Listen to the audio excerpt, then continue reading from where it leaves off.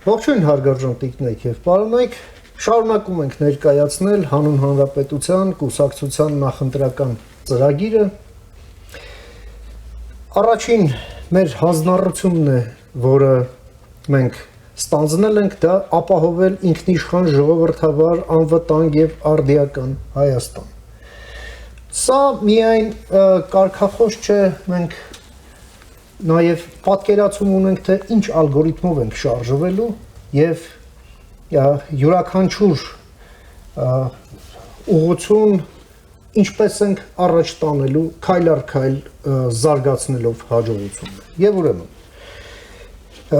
կարդում եմ մեր ծրագրից, ուրեմն Հայաստանի Հանրապետությունը պետք է դառնա ինքնիշխան ժողովրդավարական եւ արդիական պետություն, որտեղ իշխանությունը ծառայում է ժողովրդին, իսկ պետական ինստիտուտները երաշխավորում են քաղաքացիների իրավունքները եւ ազատությունները, ինչը երաշխավորվելու է նոր սահմանադրության ընդունմամբ։ Հաշվի առնելով 20-ից 23 թվականների ծանր փորձությունները, ներառյալ Արցախի կորուստը եւ արցախահայերի բռնի տեղահանումը, մենք հանձնառու ենք ամրապնդել ինքնիշխանությունը, դիվերսիֆիկացնելով արտաքին կախվածությունները եւ կառուցելով եվրոպական ստանդարտներին համապատասխան ժողովրդավարական համակարգ օրենքի գերակայությամբ եւ ժողովրդավարության անշրջելիության ինստիտուցիոնալ երաշխիքներով։ Մեր ներքին եւ արտաքին քաղաքականությունները պետք է լինեն փոխկապակցված, հիմնված ազգային շահերի վրա։ Գալիս են կետերը, առաջինը Հայաստանի ներկայիս արտաքին եւ ներքին մարտահրավերներին դիմակայելու եւ արկա խնդիրների լուծումները մեր ներսում են։ Գրավականը առաջին հերթին ազատ իր բոլոր իրավունքներն ու ազատությունները լիովին իրացնող ազատ ընտրությունների միջոցով իր իշխանությունները ձևավորող, նրան վստահող ու սատարող քաղաքացուց մինչև ինքնիշխան քաղաքականություններ վարելու պետության անխոչնդոտ իրավունքը։ Մենք կխրախուսենք քաղաքացիական մասնակցությունը ներդնելով էլեկտրոնային հանրաքվեների եւ տեղական ինքնակառավարման ամրապնդման մեխանիզմներ, հատուկ ուշադրություն դարձնելով Արցախից տեղահանվածների ինտեգրացիային որպես ազգային միասնության երաշխիք։ Մեր այսօրվա քննարկմանը մասնակցում են Հանուն Հանրապետության կուսակցության նախագահ Արման Բաբաջանյանը, ողջույն Արման, սովետական տարիների այլախոհ եւ քաղբանտարկյալ Գերագույն խորհրդի եւ ազգային ժողովի նախկին падգամավոր մեր ցուցակի տեխնացու Ազատ Արշակյանը, ողջույն Ազատ։ Բարև։ Արման, ձեր դիտարկումները մեր այս հանձնառության այսպես սկզբունքային ֆունդամենտին, հա, ինքնիշխան ժողովրդավար, անվտանգ եւ արդիական Հայաստան ապահովելու հանձնառության վերաբերյալ այնինչ ընթերցեցի այս գրքում։ Այստեղ ես հատկապես կուզեի, որպեսզի մենք ծավալվեինք սահմանադրության շուրջ, նոր սահմանադրություն, որպես եւ ներքին եւ արտաքին անվտանգության կարևորագույն ուրեմն հարց։ Գիտեք ինչ մանիպուլյացիաներ եւ ինչ ուրեմն քննարկումներ կան նոր սահմանադրության շուրջ եւ հակառակորդ պետությունն էլ դրանից մեծապես օգտվելով ըստ էության անընդհատ հրահրում է այդ ներքին տրամադրությունները հասնելու ընդհանրապես նրան, որ Հայաստանը նոր սահմանադրություն չունենա։ Ըստ էության մենք հիմա խոսում ենք մեր պետության որակը ինստիտուցիոնալ կարողությունները մեծացնելու սահմանադրական փոփոխությունների հրամայականի եւ անհրաժեշտության մասին, բայց ամբողջ այս քննարկումը տեղափոխվում է մի դաշտ, որը կապ չունի ընդհանրապես պետության կարողությունների ամրապնդման մասին։ Ալիևը պահանջել է, թե չի պահանջել, Ալիևը ուզում է, որ այդ սահմանադրության նախաբանում հղումը լինի, թե չլինի, մինչդեռ մենք մինչև պրեամբուլան նախաբանը քննարկելը կարծում եմ շատ կարևոր է, որպեսզի մենք նախ ֆիքսենք այն կարևոր դրույթները, որոնք չափազանց էական են նաև մեր պետության դիմակայունության համար, դիմադրողունակության համար, մենք 100-ամյա հորիզոնի մասին ենք խոսում, մենք հասկանում ենք, որ այս կառուցվածքով եւ այս որակով մենք չենք կարող այս հարափոփող աշխարհում ուղղակի դիմանալ։ Հետևաբար կարծում եմ, որ մեր ամենաառաջին այս ընտրություններից հետո մեծագույն մարտահրավերը նոր սահմանադրությունն է եւ ամենակարևորը խորհրդարանում 65% սահմանադրական մեծամասնություն ունենալը, որպեսզի կարողանանք նախագիծ քննարկման դնենք հասարակության մոտ, այդ նախագիծը ազգային ժողովում հաստատենք, գնանք հանրաքվեի։ Եթե մենք դա չենք անում, կնշանակի, որ մենք լրջորեն վտանգի տակ ենք դնում Հայաստանի հետագա ընթացք հեղինակությունը, նաև որտեղ մենք մեր միջազգային պարտներների հետ, նաև նրանց, ովքեր ինչ որ իմաստով մասնակցել են խաղաղության այն փխրուն նույնիսկ վիճակին, որ մենք այսօր ունենք, մենք նրանց հետ պայմանավորվածություն ունենք, որ սահմանադրությունը պիտի փոխվի եւ այն որևէ կերպ չպիտի ուրեմն խութեր ունենա, որոնք կարող են այս կամ այն կերպ հարվածի տակ դնել կամ կասկածի տակ դնել Հայաստանի մտադրությունը խաղաղ ապրելու այս տարածաշրջանում։ Եվ այս իմաստով պետք է նախ խոսել են մասին, որ սահմանադրությունը մի քարացած ուրեմն տեքստ չի, որը պետք է ուրեմն անձեռմխելի լինի, հակառակը կարծում եմ, որ սահմանադրությունը պիտի նաև ծառայի օրվա կարիքներին եւ այն հնարավորություններին եւ այն մարտահրավերներին ու սպառնալիքներին, որոնք կարող է այս կամ այն կերպ տեղ գտնեն նաև մայրօրենքը թեթևանալով, այսպես ասենք։ Իհարկե, որտեղ մայրօրենքը իհարկե։ Եվ այդ իմաստով կարծում եմ, որ մենք ծայրաստիճան լրջությամբ պիտի սրան մոտենանք, թե նաև քաղաքական միջավայրը պիտի պատրաստ լինի այս կարգի ազգային ժողովում ուրեմն սահմանադրական ուրեմն մեծամասնության հարցը լուծելու եւ նաեւ դրանով մեր միջազգային գործընկերներին ուղերձ հղելու, որ հայ ժողովուրդը ոչ միայն բառերով է հայտարարում, որ ինքը խաղաղության կողմնակից է, նաեւ իր ընտրությամբ պատրաստ է դրան տեր կանգնել եւ այդ ընտրությունը նշանակում է, որ այս անտարբերության համատարած այս հիվանդությունը պիտի հաղթահարվի եւ մենք եթե մեր ուրեմն ձգտումների մեջ մեր երկրում ապրելու բարգավաճելու, զարգանալու անկեղծ ենք, ուրեմն պիտի ուրեմն նաեւ այդ անտարբերության այդ բանը զգացումը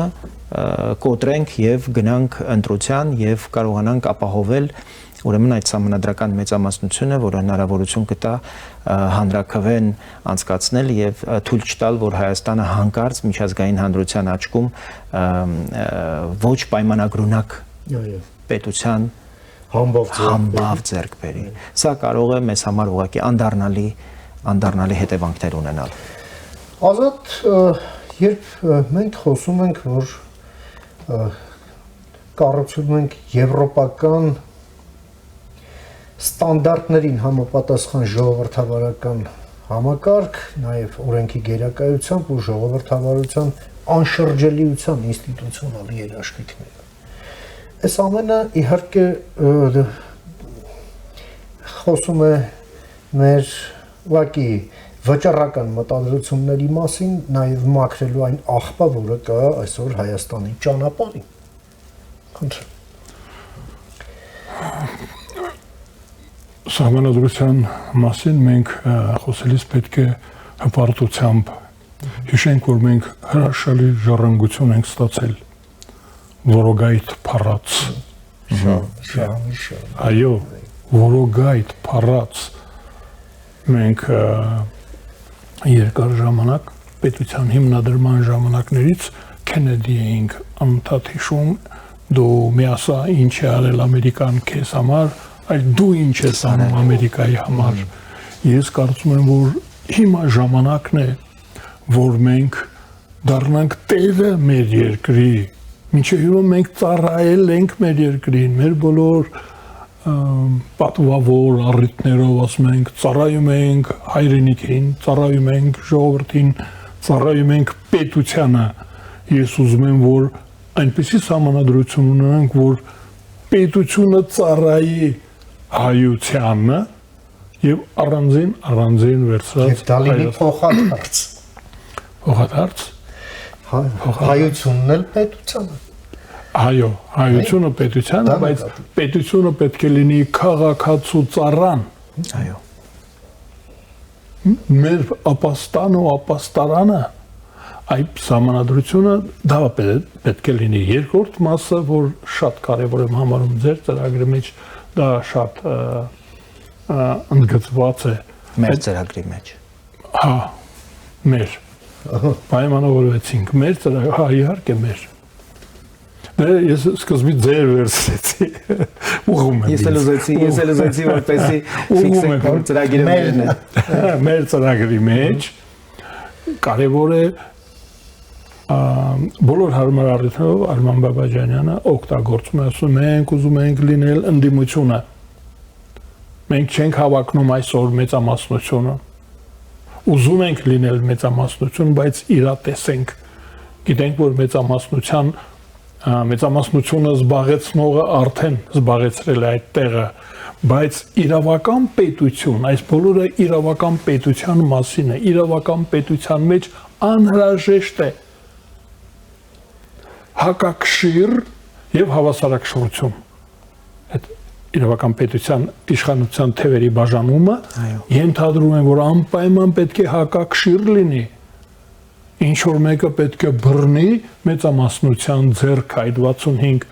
65 սահմանադրական։ Եվ դա չլինի պետության թշնամին, պետության հակառակորդը։ Դա բացառված է։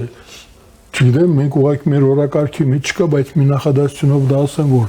պետության թշնամին պետք է լինի բանտում կամ արտաքսված։ Բայց նա պարլամենտում է։ Իշխանությունն է պետության թշնամին։ Կոչվում է թյուրիմացաբար ընդդիմություն։ Այո։ Թյուրիմացաբար։ Ինչպես Մերաբյանն է ասում, դա կարող է կոչվել ամեն ինչ բացի ընդդիմությունից, Այո։ Ընդդիմությունը հավասարակշռություն եւ հակակշիռ ապահովող ուժն է, ոչ թե հակապետական ուժը։ Այ սահմանադրությունը ցավոք սրտի մեր ձեռքի տակ չկա այդ նախագիծը։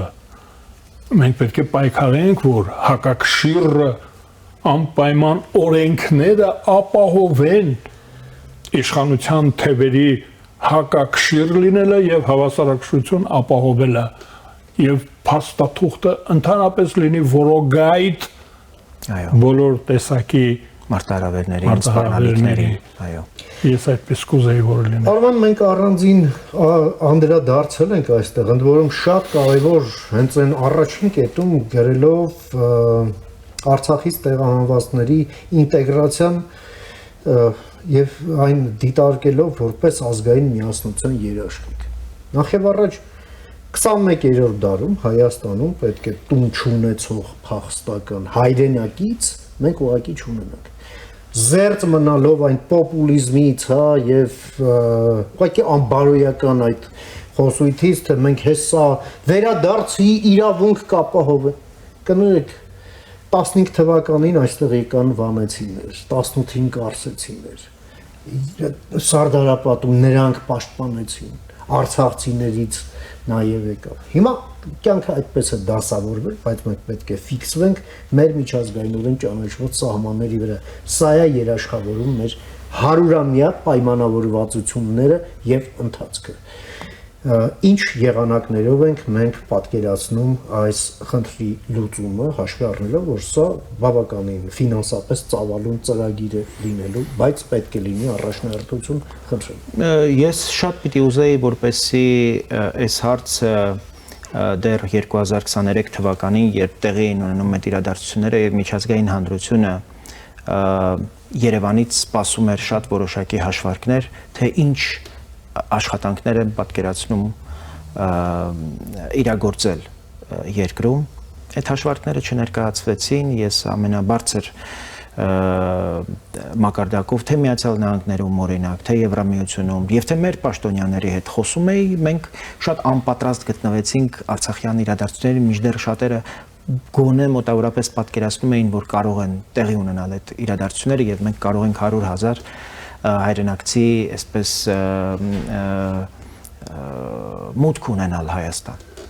այդ իմաստով կարծում եմ, որ առաջիկա Եվրամիություն Հայաստան գագաթնաժողովի առանցքային հարցերից մեկը հենց սա պիտի լինի եւ միջազգային հանրությունը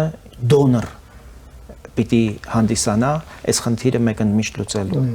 Բայց ես շատ պիտի ուզեի, որպեսզի Արցախայության հարցը թեև ամենահրատապ եւ առաջնային ենք դիտարկում, բայց մենք ունենք եւ ընդհանրապես պետք է մշտապես ունենանք հայրենակիցներին Հայաստանում ինտեգրելու եւ նրանց բնակարաններով ապահովելու հայրենադարձության այդ հեռանկարը ծրագիր պիտի ունենանք եւ կառավարությունը պիտի այդպիսի ռազմավարություն ունենա, որ արցախցիներով չի վերջանալու։ Մենք շատ կարեւոր է որպեսզի ռուսահայություն, վիրահայություն եւ ամենակարևորը այս պահին Լիբանանում ունենք խնդիրներ։ Լիբանանահայությունը պիտի Հայաստանում հանգրվան ունենա ոչ թե տրանզիտ Եվրոպաներ ու ամերիկաներ գնալու, այլ մենք պիտի իրենց համար այստեղ հնարավորություն ստեղծենք ոչ միայն ապրելու, որտեղ սա հայրենիք է, այլ որտեղ այստեղ հնարավոր է նաեւ փող աշխատել, բարեկեցիկ ապրել։ Եվ մարդիկ Լիբանանահայության համար Հայաստանը շատ ավելի նախընտրելի ուրեմն ուղղություն կարող է լինել, քան ցանկացած այլ արևմտյան ուղղություն։ Իրանահայություն։ Սրանք մեր վերջին ոսկե ֆոնդն են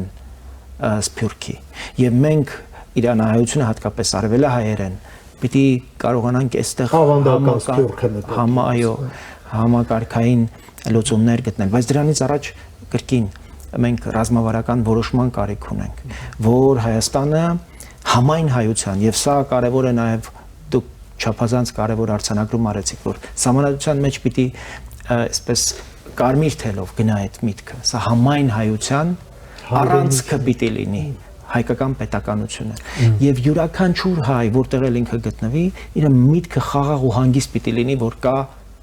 մի կետ, որտեղ ինքը հանգիստ կարող է գլուխը դնել եւ դա Հայաստանն է։ Դա բոլորիս երազանք ու բոլորիս գերնպատակ Հայաստանն է, որի համար մենք պիտի այս ջանքը, այս նվիրումը ունենանք իրեն այդ միավորող կենտրոնը դարձնելու տեսանկյունից։ Ես հույս ունեմ իհարկե, որ առաջիկա այդ գագաթնաժողովը Եվրամիություն Հայաստան այս հարցերը կշոշափի, գիտեմ, որ Եվրամիությունը մեծ նաև դրամական աջակցությամբ պատրաստ է Հայաստանին աջակցել, իդեպ 2024 թվականի ապրիլի 5-ի այդ գագաթնաժողովը Եվրամիություն Միացյալ Նահանգներ Հայաստան, այնտեղ այդ ամփոփիչ հայտարարության մեջ հատուկ կա ընդգծված, դրան չի հաջորդել հետևողական աշխատանք Հայաստանի կողմից, Հայաստանի պատկան մարմինների կողմից, կարծում եմ, որ մեր ազգային ժողովում գտնվելը մեծապես նաև կարագացնի եւ տեմպը եւ այդ աշխատանքների որակը։ Երկրորդ այսպես կետը այս հանձնառության մեջ դա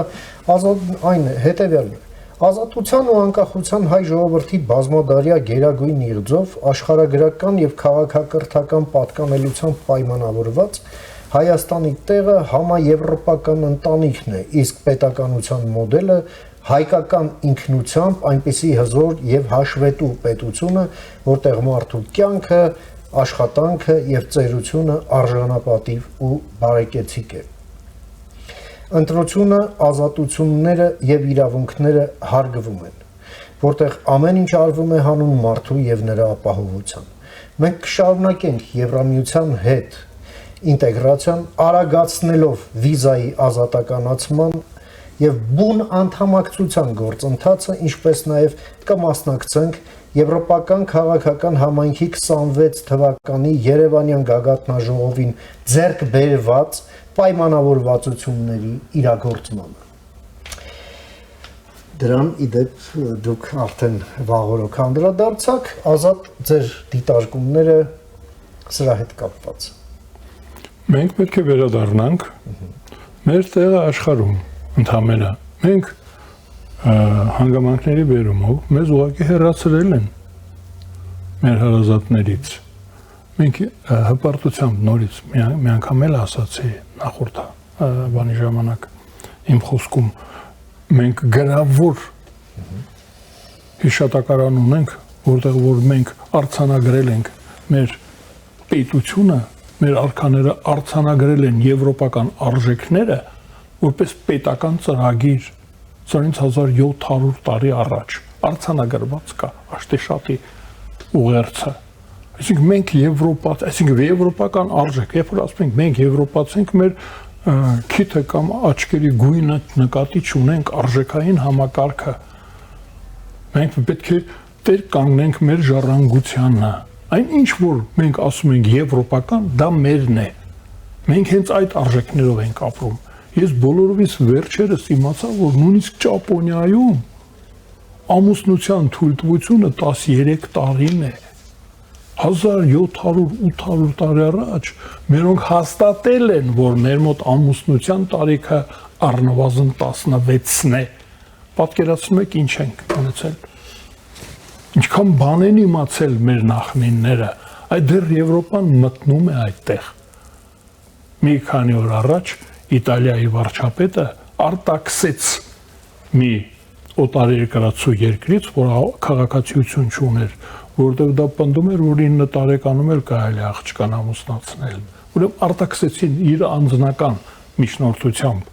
Տեսեք, մենք այնտեղ ենք, այդ արժեքները մերն են։ Ուրեմն ես կարծում եմ, որ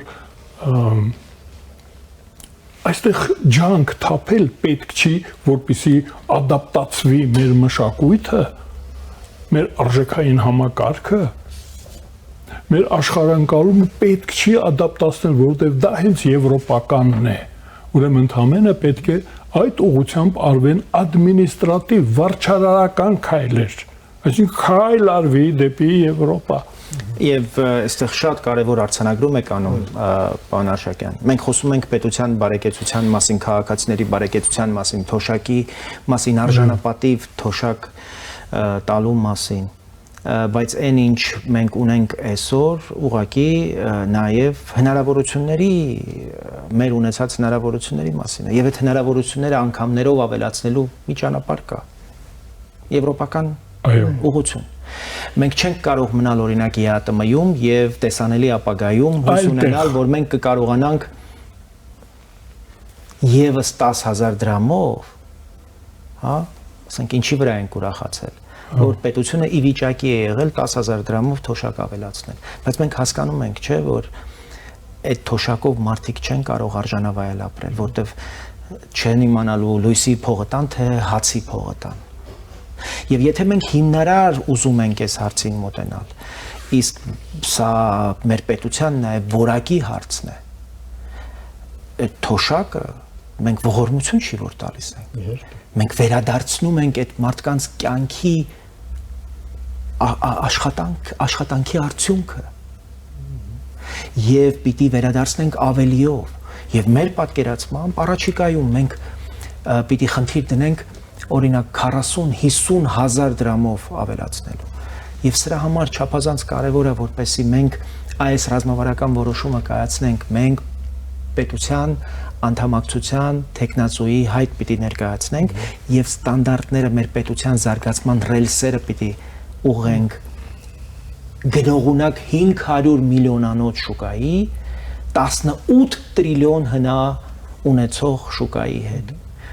որը Հայաստանի համար կարող է ահռելի հնարավորություններ ստեղծել։ Մենք անդադ Եվրոպա ենք խոսում, շատ կարևոր է հասկանալ Եվրոպայի որ երկրի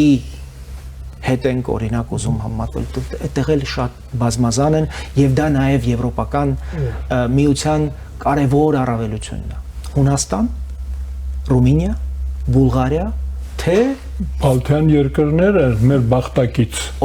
Ուրեմն սա շատ կարևոր է։ Մենք նույն ստարտային պայմաններից ենք սկսել։ Այս շատ կարևոր է որպեսզի նաև մեզ համար անհնար չլինի, մեզ սպասում են, չեն սպասում։ Մենք շատ լավ պայմաններ ունենք եւ ունենք մեծ աջակցություն մերձբալթյան երկրներից իդեպ, որոնք ուզում են, որ մենք ավելի մերձենանք Եվրամիությանը եւ շատ էական կլինի նրանց փորձը փոխարել եւ այդպես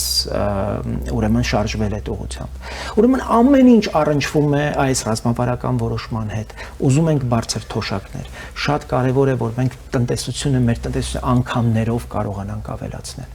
Ընդհանրապես նախորդին խոսում էինք եւ քննարկում էինք, թե օրինակ Հայաստանը եւ հայ մարդը քանի անգամ ավել պիտի ապրի կրթություն ստանա, ինչքան քիչ պիտի քնի եւ ինչքան առողջ պիտի լինի, որպեսզի կարողանա մրցակցի իր հարևանների հետ, որովհետեւ մեր քիչ ենք եւ այդ քիչը պիտի որակյալ ուրեմն նաեւ արդյունքի հասցնելու մոդուս գտնենք ու դա կարող է իրապես եվրոպական միությունը մեզ այդ հնարավորությունը տա, որ մենք լինելով քիչ, բայց ամբիցիոզ մեր ամբիցիաները կարողանանք, մեր ձգտումները, մեր երազանքները կարողանանք իրագործել ավելիով։ Դրա համար տեխնոլոգիաներ են պետք, որպեսզի մի մարդու արժեքը 3-ը դարձնենք։ Եվ դրանով կարողանանք ավելի բարձր արդյունք ապահովել։ Ես լուսանցքում ասած, տեսեք, Բալթյան երկրները, որ մենք խոսեցինք, սկսեցինք իրար հետ նույն ստարտային պայմաններով։ Սովետի մեջ ենք։ Նրանք ոչ նավթ ունեն, ոչ մի բան։ Բայց նայեք, օրինակ նավթ ունեցող Ադրբեջանում եղած թոշակների չափը եւ Բալթյան երկրներում այն ինչ ասում էր Արմանը։ Այո։ Համեցեք։ Ես կուզեի հիմա լուսանցքում եմ ուզում ասել, բայց հերթս հասավ ավելի լավ։ Լեգիտիմ է ասածս։ Բոլորովին մի քանի օր առաջ Եվրոմիության խորհրդաժողովում եվրոպացիները ամենաբարձր մակարդակով հայտարարեցին, որ Եվրոպան շարժվում է դեպի արևելք։ Սահմանները ընդարձակում է։ Դա այս տարածաշրջանում տագնապ առաջացրեց։ Ասեցին Ալեքսանդր Մակեդոնացին է գալիս նորից։ Նրանք արդեն հայտարարել են, որ գալիս են 3 օր առաջ։ Բալկանյան երկրներին արդեն կանաչ լույս են եղել։ Կոնկրետ քննարկում կա նախորդին Մոնտենեգրոյի հետ։ Այո, գոյություն ունեցող Եվրոմիության սահմանները փոփոխության ենթակա են դեպի ընդարձակում մի քանի օր առաջ ասվեց։ Այսինքն հրավերը կա։ Ստանդարտներին համապատասխանեցնելը դա կարող է հենց մենք համապատասխանեցնում ենք եվրոպացիները մի այլ բան են հնարում, այսինքն դա բան է նպատակ է, որ անդադ փախնելու է, հարկավոր է դիմել ու ընթացքում ստանդարտները համապատասխանել զուգահեռ, ուրեմն ես մտածում եմ, որ սոցիալական ծրագրերը, կրթության ծրագրերը արդյունավետության, այ Եվրոպա մենք ասում ենք, հասկանում ենք արդյունավետություն, խնայողություն եւ հնարամտություն։